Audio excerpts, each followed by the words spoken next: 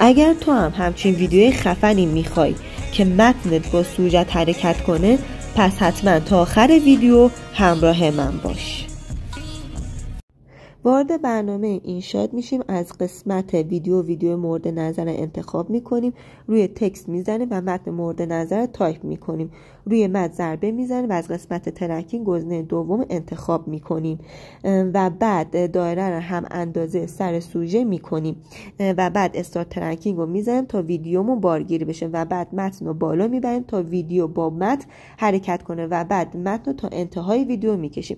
برای زیرنویس فارسی هم دوباره همین کارو میکنیم. متن مورد نظر رو مینویسیم، ترکینگ رو میزنیم، دایره رو هم اندازه پای سوژه میکنیم و بعد استارت ترکینگ رو میزنیم، متن رو میاریم پایین تا با هم حرکت کنن. اینجوری ما یک ویدیو خیلی خفن داریم. امیدوارم که از این